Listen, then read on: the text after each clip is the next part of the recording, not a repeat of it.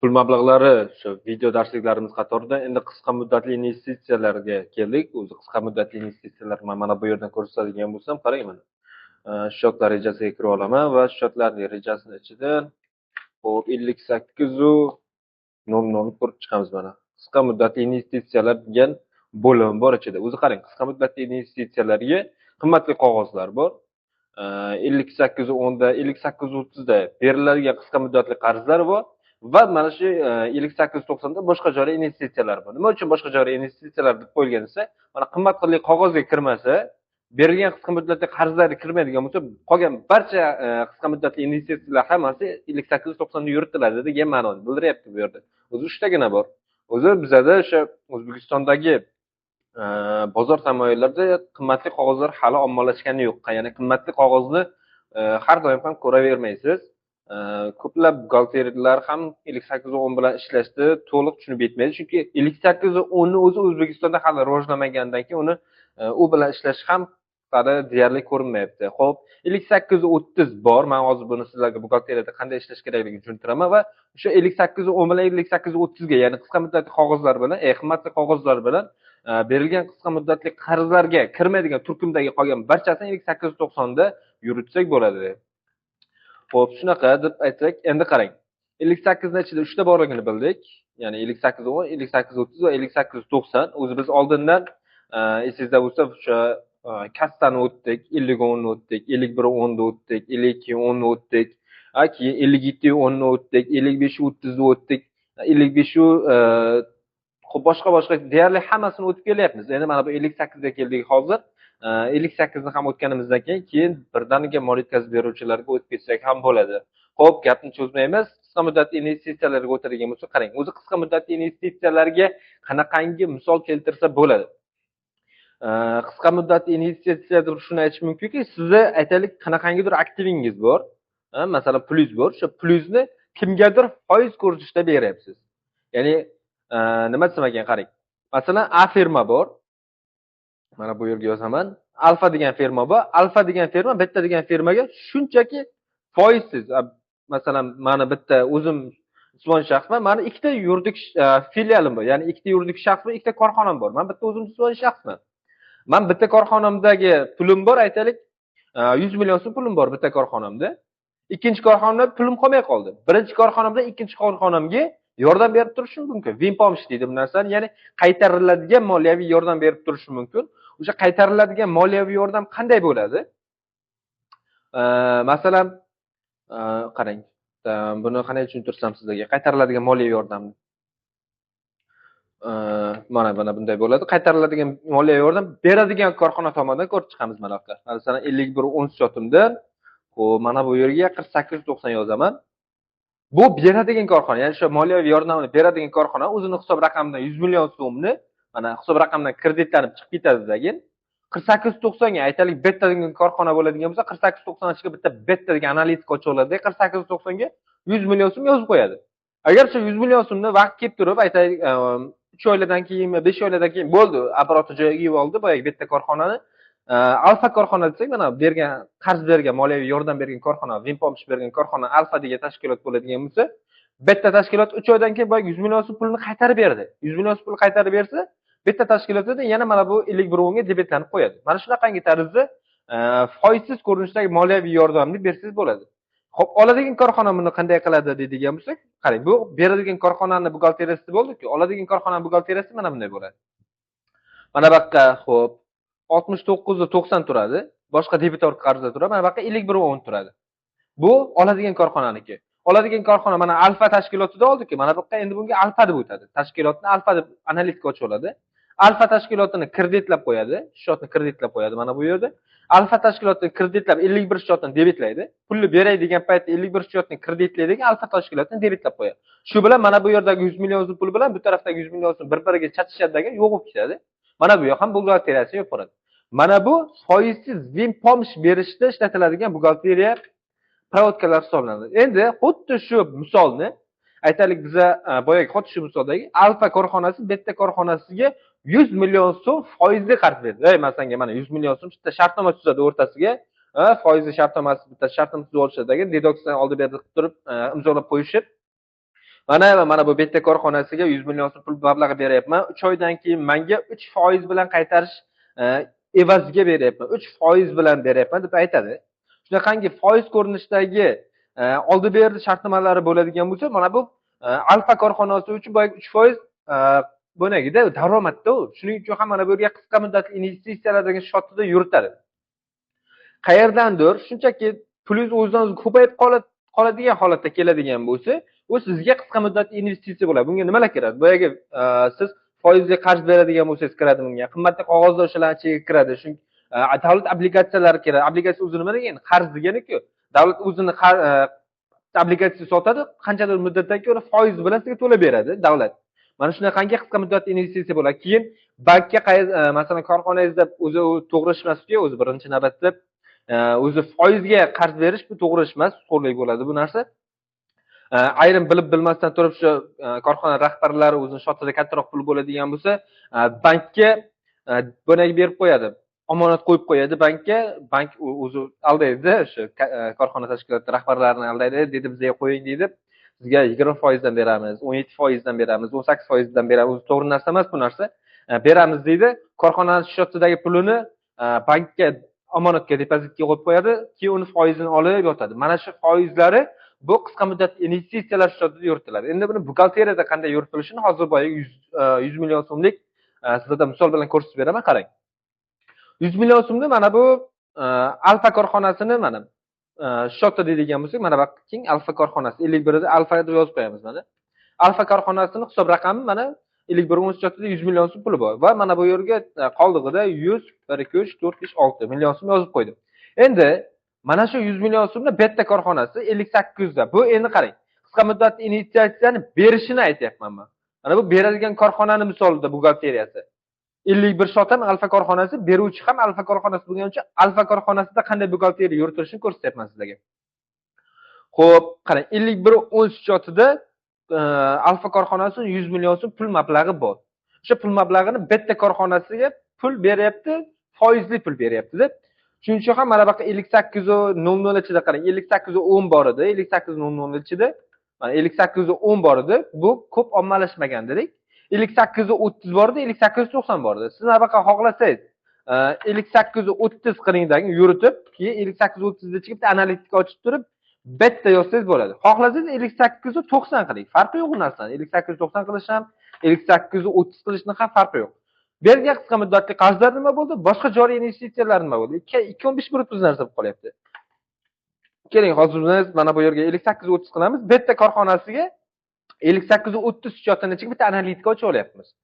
100 million so'm qarz berdik. 100 million so'm qarz berganimiz uchun aktiv shotimiz 51 shot aktiv shot. Aktiv shotdan pul chiqib ketish kredit tomonda bo'lyapti. 100 million so'm chiqib ketdi.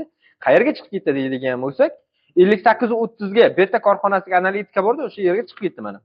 Biz pulimiz bir aktiv shotimizdan ikkinchi aktiv shotimizga o'tib qolyapti. Nima uchun mana 58.30 ham aktiv shot deydigan bo'lsak, biz unga 100 million so'm pul bersak, o'rniga birovni olganmiz, o'sha 100 million so'm pul hali ham u bizning pulimiz bo'lib turibdi. Xohlagan paytda 100 million so'm pulni qaytarib olib kelib baqirib aytishimiz mumkin. Shuning uchun ham 58.30 bir debitor qarz hisoblanadi. Debitor qarz hisoblangan uchun mana bu yerga aktivni shotda yuritiladi 58.30 da mana. Debitor qarzning ko'payishi debit tomonda bo'ladi. Shu aktiv shotning ko'payishi debit tomonda bo'lganligi uchun mana shunaqangi tarzda 51.10 kredit, 58.30 debitlar olamiz. Endi qarang, biz 3 oyga kelishdik-ku bu narsani. Endi uni foizini hisoblab olishimiz kerak edi. Buning uchun bizga 95.30 shot kerak bo'ladi. Bu tranzit passiv shot hisoblanadi. Nima uchun passiv? Daromadlar passiv hisoblanadi. Chunki biz mana 100 million so'm o'zidan o'zi biz tekinga bermadik-ku. 3% to'lab berish sharti bilan berdik. 3% dan har oy bizga berishi uchun biz unga 3 oy muddatga 100 million so'm pul mablag'ini berdik. Endi buning uchun bizga o'sha daromad shoti kerak bo'ladi. Chunki 3% biz daromaddan olyapmiz har oy 100 million so'mni berganimizning evaziga. Buning uchun bizga qarang. Qaysi shot kerak bo'ladi deydigan bo'lsak, 95.30 shot kerak bo'ladi mana. Foiz ko'rinishidagi daromadlar degan shotimiz bor.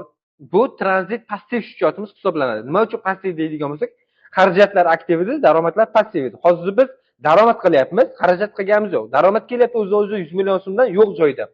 Shuning uchun ham tranzit passiv shot hisoblanadi. Daromad bu passiv, xarajat bu aktiv. Buni hisob olish kerak. Xo'p, passiv shotimiz, tranzit passiv shotimizning kredit tomoniga passiv shot aytdim-ku, daromad passiv bo'lgandan keyin passivning ko'payishi kredit tomonda. O'sha daromadimizning ko'payishi kredit tomonda yuritilganligi uchun boyagi 3 million so'm, 100 million so'mdan 3% 3 million so'm bo'ladi-ku. 3 million so'm ko'payib qolishi 95 30 ni qanday yozamiz? Masalan, yanvar oyi 1-yanvardan 31-martgacha, ya'ni 3 oy davomida biz unga 100 million so'mni berib, ham 3% dan oladigan bo'lsak, har oyda. Qarang, mana bu yerga qanday yozib qo'yamiz? Xo'p, 31 01 2026 deb yozamizdagi, bu yerga 3 million so'm yozib qo'yamiz. Keyingisiga 28 02 2026 yozamizdagi, yana 3 million so'm yozib qo'yamiz. Xo'p, bitta nuqtasi qolib ketdi. Keyingisi 31 03 2026 yozamizdagi, yana 3 million so'm yozib qo'yamiz. Mana biz oyma-oy hali olmagan foizni hozir yanvar oyi bo'ladigan bo'lsa 3 oy davomida bunga berdik-ku. Oyma-oy mana shunday oldindan shu 95-30 shotiga daromadlarimizni yozib qo'yamiz, hisoblab qo'yamiz, to'g'rirog'i. Endi 95-30 ni kreditida hisoblab qo'yganimizdan keyin bizga endi qanaqangidir aktiv shotimiz kerak bo'ladi. Chunki mana bu daromadimiz passiv bo'lgandan keyin aktiv shotdan qayergadir bu narsani olishimiz uchun hisoblab qo'yishimiz kerak bo'ladi. Buning uchun bizga 48-30 degan shotimiz bor. 48-30 shotini qarang mana. Ko'radigan bo'lsak, olinadigan foizlar degan shotimiz bor bu yerda. Aktiv shot ham 48-30. Mana shu yerga hisoblab qo'yamiz endi. Endi bu yerga hisoblab qo'yish qanday bo'ladi? Mana. Yanvar oyiga tranzit passiv shotimizga 3 million so'm ko'rsatsak, 3 million so'm mana men foiz ko'rinishidagi daromad qilyapman tizimdagi 48-30 shotimizga mana shu hisoblanishini bu yerga yozib qo'ydim. Endi yanvar oyi tugadi. Shu 31-yanvardan 30dagi yanvar oyi tugagandan keyin 48-30 shotini ham biz analitika yuritib qo'yishimiz kerak bo'ladi. Chunki 48-30 shotini bir nechta biz odamlarga qarz beradigan bo'lsak, shu foiz ko'rinishida bir nechta korxonaga qarz beradigan bo'lsak, shu korxona analitikasini yuritib qo'yamiz. 48-30 ichiga ham betta degan korxona ochib olamiz. Qarang, 58-30 da ham betta bo'lib qoldi, 48-30 da ham betta bo'lyapti endi. Bir-biriga sinxron ravishda yuryapti bular. 58-30 da asosiy bergan debitor qarzimizni yuritadigan bo'lsak, 48-30 da o'shani hisoblab qo'yilgan foizini yurityapmiz mana. Endi qarang, 100 million so'mni bunga berdik 58-30 ga. Endi yanvar oyi tugadi. Endi u bizga o'sha foizini tayinlab beryapti. Foizini tayinlab berish qanday bo'ladi? 3%ni 3 million so'm bo'lgandan keyin 3 million so'mni biz bu foizini olyapmiz. Asosiy qarzni hali ham 100 million so'm unda turibdi. Prosta bizga u назначенияsiga o'sha bankdan tayinlab beradigan bo'lsa, o'zining hisob raqamidan tayinlab beradigan bo'lsa, yozadi. O'sha shartnomaga asosan 100 million so'm oldi berdi qarz, foizli qarz shartnomasiga asosan foizni yanvar oyining foizi 3 million so'm tayinlab beryapman deb yozadi. Siz uni назначениясini ko'rganingizdan keyin bank ipskasida назначениясini ko'rganingizdan keyin 48-30 shotini kreditlab qo'yamiz, chunki foizini tayinlab beryapti-ku. Uning uchun majburiyat kamayapti. O'sha общий 3 oy davomida 9 million so'm foizi hisoblangan bo'lsa, o'shani 3 million so'm tayinlab berdi. Uning uchun majburiyat kamayapti.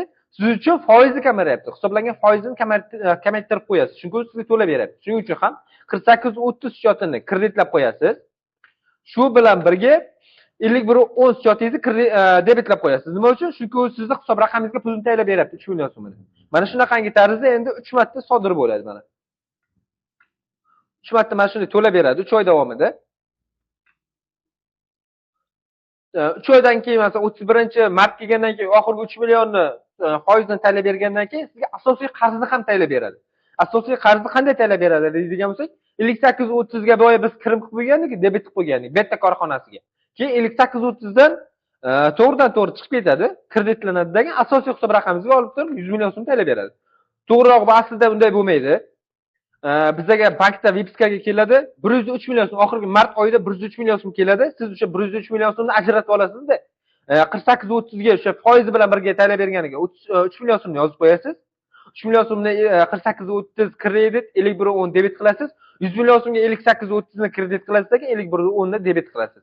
Mana shunaqangi tarzda foizda berilgan foizda ko'riladigan daromadlar mana shunaqangi tarzda buxgalteriyada aks ettirsak bo'ladi. Qarang, keyin buni оборот qoldiqlarini shakllantiradigan bo'lsak, bizda betta tashkilotida hech qanaqa oldi-berdi shartnomamiz qolmaydi. Ya'ni hech qanaqa so'mba qolmaydi. Оборотlarni shakllantiradigan bo'lsak, mana bu yerda 100 million so'm, bu yerda ham 100 million so'm, qoldiqlar 0 bo'ladi. Betta korxonasi bilan bo'l shartnomaga asosan hamma narsa tugaydi. Foiz ko'rinishida hisoblab qo'yilganlarini ham hisoblasak, Bu yerga ham 3 million so'm yoziladi, bu yerga ham 3 million so'm yoziladi ekan, bo'ldi. Bundagi ham hamma ma'lumotlar yopilib ketadi. Qoldiqlar yopilib ketib, shot ham yopilib ketadi. Sizni boyagingizda bo'ladigan bo'lsa, boshida 100 million so'mning o'zi bo'ladigan bo'lsa, shotingizda o'sha 3 oydan keyin ham 100 million so'm shotingizga yoziladi, ham 9 million so'm yoziladi. Siz 109 million so'm shotingizda paydo bo'lib qoladi 3 oydan keyin. O'sha keyin 9 million so'mi tranzit shotga hisoblab qo'yilgan manbalar asosida keladi va mana bu 9 million so'mdan soliq to'lab beriladi. Endi soliq umuman boshqa mavzu. Biz hozir sizga o'sha foiz ko'rinishidagi daromadlarni qanday hisoblash kerakligini aytdim. Demak, mana shunaqangi holatda foiz ko'rinishidagi daromadlarni hisoblab olsak bo'ladi. Xo'p. Bu bo'yicha qanaqangidir savol bo'ladigan bo'lsa, shu kommentariyasiga yozsangiz bo'ladi yoki-da videoni qayta ko'radigan bo'lsangiz, juda ham qiyin narsa emas bu.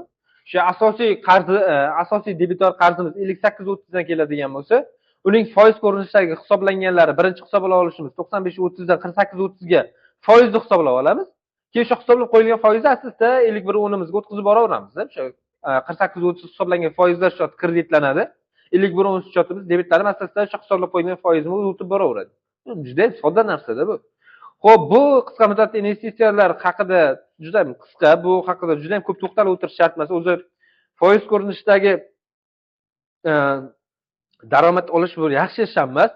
Buni prosta o'sha bilishimiz uchun, o'sha pul mablag'lari shotlarning ichida bo'lganligi uchun, shu 50 lik shotlarning ichida 58 dan bo'lgani uchun sizlarga bir aytib qo'ydim shu narsani. Endi qisqa muddatli investitsiyalar tushungan bo'lsak, bundan oldingi darsimizda biz valyuta kurslari haqida gaplashgandik, ya'ni valyuta shoti haqida gaplashgandik. 52, 10 shoti, 52, 20 shoti. Endi buni bir takrorlab olishimiz kerak, chunki bu valyuta juda ham kerakli mavzu hisoblanadi bizga. Qarang. Bundan oldin aytgandim, men valyuta bo'yicha 2 dona qoida bor degandim. 2 dona qoida nimadan iborat deydigan bo'lsak, birinchisi valyutada qoldig'imiz bo'ladigan bo'lsa, har qanday shotimizda, aytaylik, mol yetkazib beruvchida valyutada qoldiq bo'lsin, xaridordan valyutada qoldiq bo'ladigan bo'lsa yoki valyuta shotimizda valyutadan qoldiq bo'ladigan bo'lsin, agar hech qanaqangi oy davomida operatsiya bo'lmasa, oyning oxiriga bir marta qayta baholab olamiz deganim. Agar operatsiya sodir bo'ladigan bo'lsa, operatsiya sodir bo'lishidan oldin o'sha kungi markaziy bank kursi bilan qayta baholab olinadi degani. Aytaylik, hozirgi misolimizda mana bu yerga bitta misol yozaman. Menda masalan xo'p,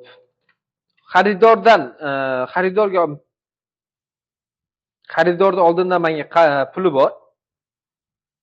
Hozir bir minut. Mana bunday deb qo'ysak, qarang. Valyuta shotimizda pul bor. Birinchi navbatda valyuta shotimizda aytaylik 5000 dollar pulimiz bor. Dollar chaqanaydi mana. 5000 dollar pulimiz bor, qoldig'imiz bor. Endi bunday qilamizda. Mana xaridorda ham pulimiz bor. Aytaylik, xaridordagi pulimiz 1000 dollar pulimiz bor xaridorda. Mana shunday qilsak, keyin mol yetkazib beruvchidan qarzimiz bor. Aytaylik, mol yetkazib beruvchidan qarzimiz 10.000 dollar deylik. Xo'p, 20.000 dollar deylik. 20.000 dollar mol yetkazib beruvchidan qarzimiz bor. Shu bilan 78.10 uzoq muddatli kreditlar. Shu bilan 50.000 dollar kreditimiz ham bor. Mana bularning hammasi birinchi sanadagi kurs bilan turibdi. Ya'ni 01.01.2026-yildagi Markaziy bank kursi bilan turibdi. Markaziy bank kursi aytaylik 12.000 so'm. 1 dollari 12.000 so'm. 1000 dollarimiz qancha bo'ladi? Biz aytgandik, o'sha valyuta qoldiqlari bo'ladigan bo'lsa, valyuta operatsiya bo'ladigan bo'lsa, bitta operatsiya ikkita qiymat bo'ladi. Ya'ni bittasi valyutadagi qiymat bo'ladi, ikkinchisi so'mdagi qiymat bo'ladi degandik. Buxgalteriya qonunini tushuntirgandim. Xo'p, endi valyutada 1000 dollar pulimiz, hisob raqamimizda 12 million pul borligini, so'mdagi pul mablag'i borligini ko'rsatadi. Mana bunday ko'rsatiladi. Endi ikkinchisiga 5000 dollar pulimiz bo'ladigan bo'lsa, 5000 ni ko'paytiramiz, 60 million bo'ladi. 5000 ni ko'paytiramiz 12.000 so'mdan 60 million so'm bo'lar ekan. 60 million so'm pul mablag'imiz bor. Mana. Undan keyingisi 20.000 dollar pulimiz bo'ladigan bo'lsa, bu yerda 240 million bo'ladi. Xo'p, 12.000 ni ko'paytiramiz 20.000 dollarga. 240 million so'm pul mablag'imiz bor. Undan keyingisi so'mdagi so'm qiymatida ham yuritamiz o'sha kreditni. So'm qiymatida ham yuritganimizda, demak, bizda qancha pulimiz bor? 360 million. 12 mingni ko'paytiramiz 5 mingga. 12 mingni ko'paytiramiz 50 mingga ko'p. 600 million pulimiz bor ekan. 600 million so'm pul mablag'imiz bor. Xo'p, endi qarang. Mana shunaqangi tarzda bizda qoldig'imiz bor buxgalteriya balansimizda. Ya'ni 01/01/2026-yilda 12 ming so'm bo'lyapti shu Markaziy bank kursi. Hech qanaqangi operatsiya qilinmadi shu oy davomida mana shu buxgalteriyadagi shotlarimizda 52 da hech kimga pul olib chiqmadik, pul olib kirmadik valyutada. Mol yetkazib beruvchimizdan hech qanaqangi operatsiya sodir bo'lmadi, bizga hech qanaqangi yuk olib kelmadi. Hech qanaqangi kreditimizni to'lamadik.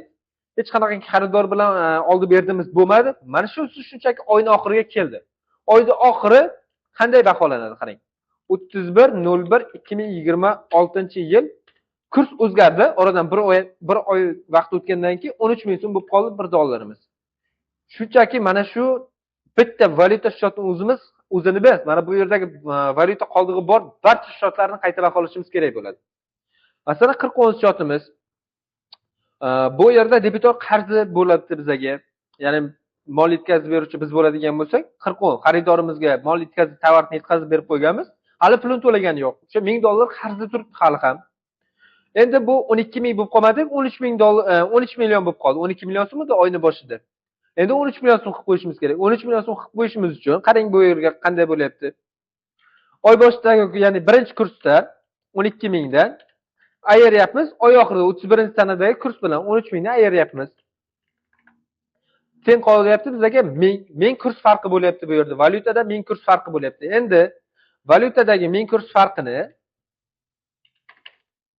ko'paytiramiz valyuta qiymatiga. 1000 dollarga 1 million so'm bo'lib qolyapti bizda.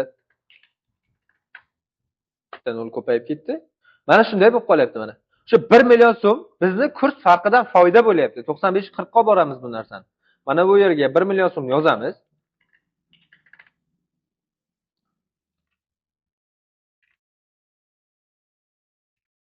Ya'ni qarang. 40 shoti bu aktiv shotimiz. Aktiv shotning 12 million so'm qoldiq turadi so'mda. O'shani 13 million so'mga aylantirib qo'yishimiz kerak. Bizga 1 million so'm yetishmayapti. 1 million so'm qaydan kelganini aytdim sizga. 12 ming boshlang'ich kurs haqida, markaziy kursdan hozirgi kundagi kurs farqi, 31-sanadagi kurs farqini ayirgandan keyin 1000 valyuta kurs farqi chiqib qolyapti. Shu 1000 valyuta kurs farqini dollar qoldiq qiymatiga ko'paytiryapmiz. 1 million so'm chiqyapti. Shu 1 million so'mda endi biz 40 shotni debit tarafiga yozamiz. Aktiv shotning debit tarafida ko'payadi. Chunki 12 millionga 1 million so'm qo'shsak 13 million so'm. Mana bu yerdagi 13 mingga mos keladi. Qarang, 40 shotini debit tomoniga 1 million so'm yozganimdan keyin valyuta kurs farqidan daromadlar shoti bor. Valyuta kurs farqidan daromadlar shoti bu tranzit passiv shotimiz. Ya'ni daromad passiv shot degandik. Endi passivning ko'payishi, yoki daromadning ko'payishi qayerda bo'ladi? Kredit tomonda bo'ladi. Kredit tomoniga yozib qo'yamiz mana bu yerga. Juda ham sodda.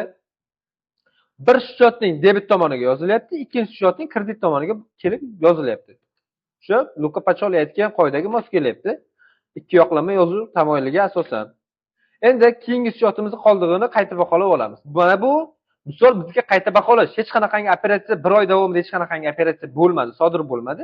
Shunchaki birinchi sanada 12 ming edi kurs, 31-sanaga bordagi 13 mingga o'zgarib qoldi. Shu 13 mingga o'zgarib qolgandan keyin biz o'zimizning shotimizdagi so'mdagi qoldiqlarimizni ham shu markaziy bank kursiga moslab olishimiz kerak. Xo'p, endi 52 shotimizni qayta baholab olamiz. Qarang, kurs bizda 12 ming edi. 13 mingni ayirdik. 1000 kurs farq qoldi. Shu 1000 kurs farqini endi 5000 qoldiq qiymatiga, ya'ni valyutadagi qoldiq qiymatiga qayta baholab olyapmiz. Xo'p, teng bo'ladi 5 million so'm. Mana shunaqangi tarzda yoziladi. Mana bu yerga endi 5 million so'm yozaman. Bir shotning debitiga 5 million so'm yozdim. Nima uchun? Chunki 60 million so'mimiz 5 million 5000 dollarimiz oyda boshiga 1-yanvar kuni 60 million so'm edi. 31-yanvarga borgandan keyin 65 million so'm o'zgarib qoldi. Biz ham xuddi shuni tenglashtirib qo'yishimiz kerak endi. 60 millionga 5 millionni qo'ysak 65 million bo'ladi. Bir shotning aktiv shotning debit tomoni ko'payish bo'lgani uchun debit tomoniga yozaman.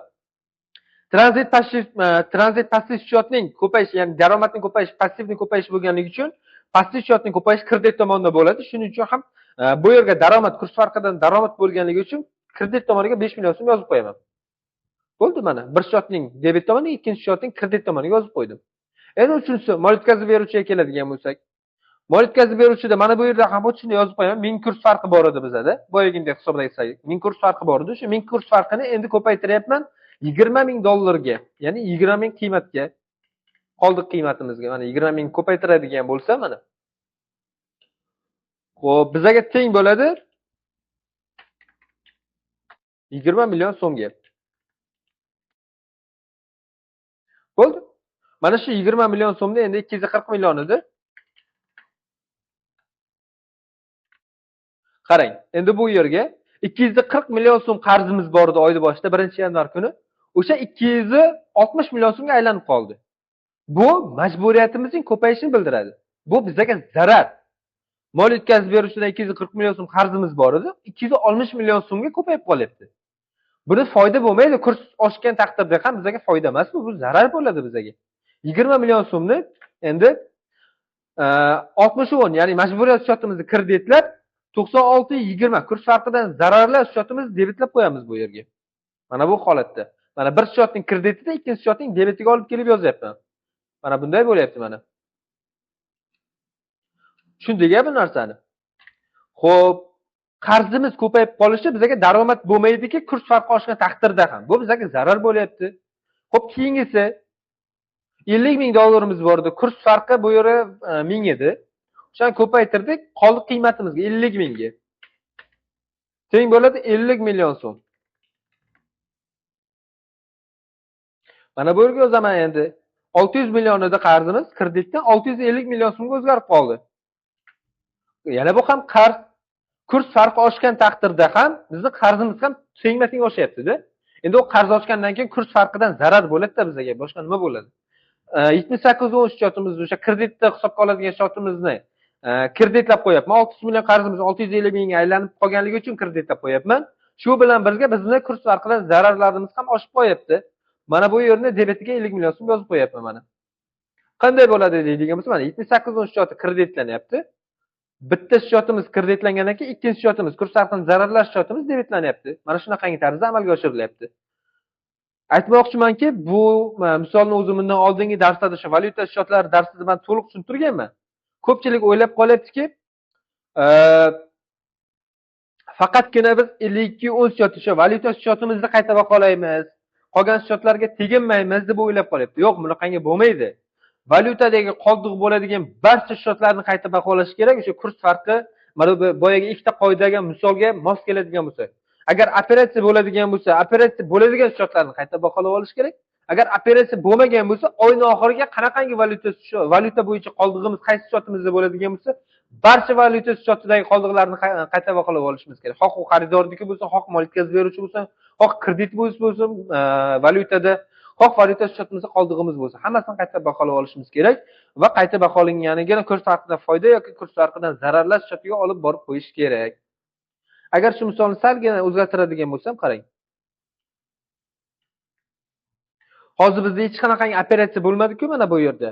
Operatsiya bo'lmadi. 1-yanvarda bitta baholab olinganda, ya'ni so'm qiymati bor edi. 31-yanvar kuni hammasini bitta qayta baholab oldik. Agarda mana shuni o'rtasiga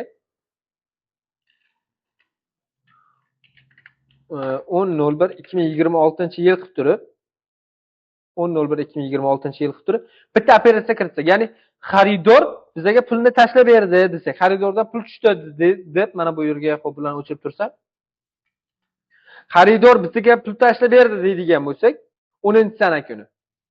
Xaridor qancha o'sha $1000 pulni tashlab berdi bizga deydigan bo'lsak, shu 10-sana kungi Markaziy bank kursi bilan faqat xaridorning shoti bilan valyuta shotini qayta baholab olamiz. Ya'ni ikkita bir-biriga korrespondent shotini qayta baholab olamiz. Nima uchun qolgan shotlarga teginmaymiz deydigan bo'lsak, 10-sana kungi bo'ladigan operatsiyada faqat o'sha xaridor bilan valyuta shotimizda operatsiya sodir bo'lyapti. Qolgan shotlarda mol yetkazib beruvchida hech qanaqangi operatsiya sodir bo'lgani yo'q yoki biz kreditimizni to'lab qo'yib qanaqangidir operatsiya sodir qilganimiz yo'q 10-sana kuni. Faqat shu xaridor o'zini pul talab berganligi uchun 10-sana kungi Markaziy bank kursi bilan xaridorning shoti bilan valyuta shotini qayta baholab olamiz. Qolgan operatsiya sodir bo'lmagan shotlarimizni faqat oyda oxiri bilan bitta qayta baholab olamiz.